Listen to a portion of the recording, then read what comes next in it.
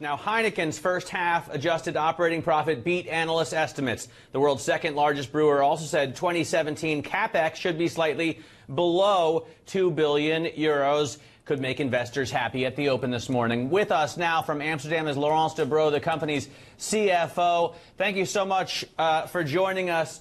Let me first ask about what has led to these profits being the street's expectations. You made a lot of new purchases. You're bringing in a lot of new brands to Heineken. What are the big sellers that are driving this? Good morning. So definitely very happy to report this strong first half.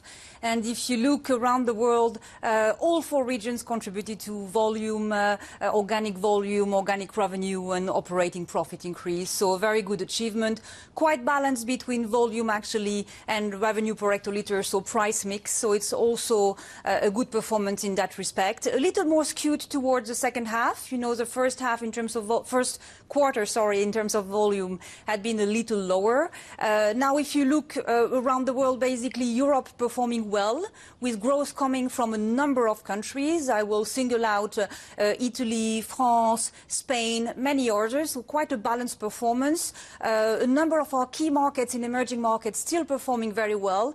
I will call on Mexico here. And then you see also some newcomers or markets that we accelerated recently, like Cambodia, actually, growing very fast since we've been able to increase our production capacity locally. And in Africa, you see Ethiopia performing very well. And of course, Côte d'Ivoire, our newcomer, we launched a brand called Ivoire last year, and it's working very well, contributing to volume growth and revenue growth this year.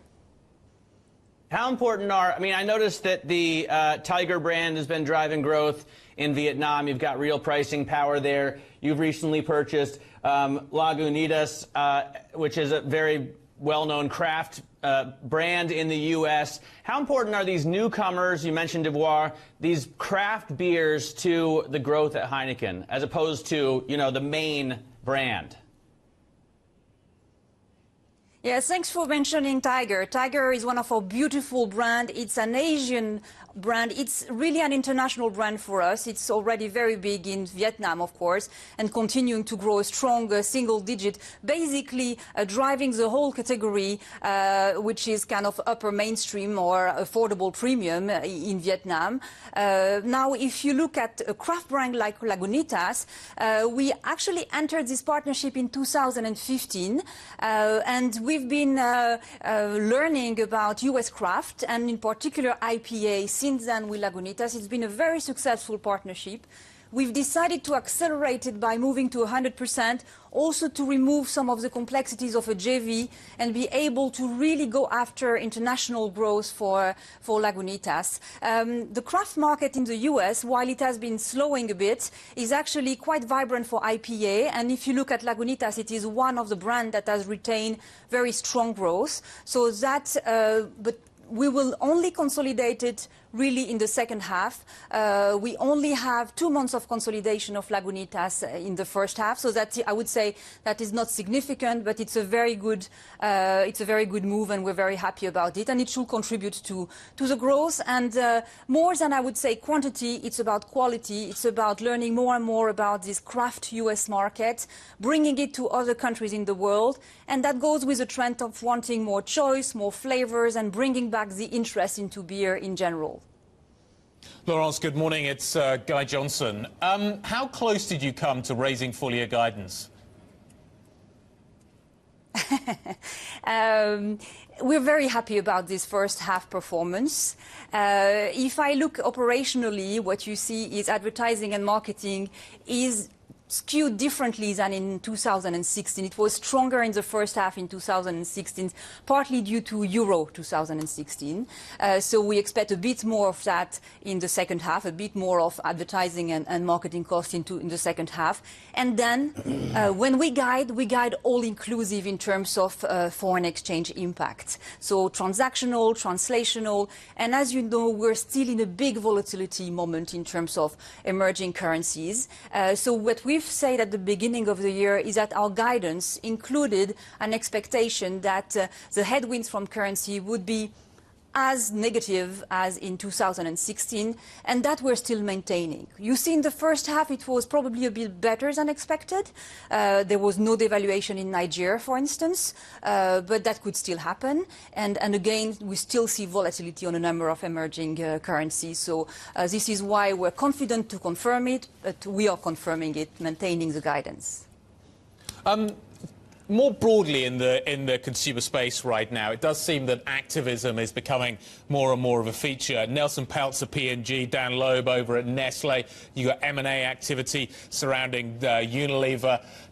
Do you expect this to become part of your landscape as well? How do you avoid it? Do you embrace it? You're delivering extra growth. Do you think that is enough to maintain kind of where you are in terms of the level of interest from the activists? One thing that the current environment is telling you more than ever is never be complacent about your performance. Always look at what you could do better. One other thing it is telling us is that long-term sustainability is about continuing to grow our brand. It's about continuing to be centered on our consumers and on our customers. And this is a bit of the reason why we gave this long-term margin guidance back in 2014, which is to say 40 basis points, this is what we call continuous improvement. So we are going to continue to be skewed toward the top line because we do consider that you have to grow your product, you have to matter, you have to bring what the consumer like and bring beers that they will continue to enjoy and to love enjoying together. At the same time, you have to continuously work on your cost. And you also have, in terms of communication, in terms of what you say to the market, to be very transparent about what they get when they come into Heineken. That's what they get. They get a company skewed towards sustainability and top line with a deep conscience that you are in perpetual improvement, that you're in continuous improvement in terms of your cost base. And we're planning to continue that way. You mentioned the popularity of IPAs. In the U.S., it's clear and the market is full. Here in Europe, I've recently been in Italy and Spain and living here in Germany. I noticed the demand for IPAs is still much bigger than the supply at sort of local drinking holes. Is there a possibility that you can bring more IPAs to Europe? And if you're making any more acquisitions, are IPAs high on the list? We have a number of IPA brands, of course, Lagunitas, but if you look at our small craft brands in the UK or our small craft brands in the Netherlands, they do have an IPA flavor, an IPA version. So that is something that we continue to develop. Definitely Lagunitas could go to more country, and definitely we can continue to develop the IPA segment based on Lagunitas, but not only. All right. Thanks so much for that. Hopefully you can do your best to bring more IPAs to Berlin. Laurence Debroux, CFO there of Heineken, appreciate your time and congratulations on beating the street's expectations with those earnings.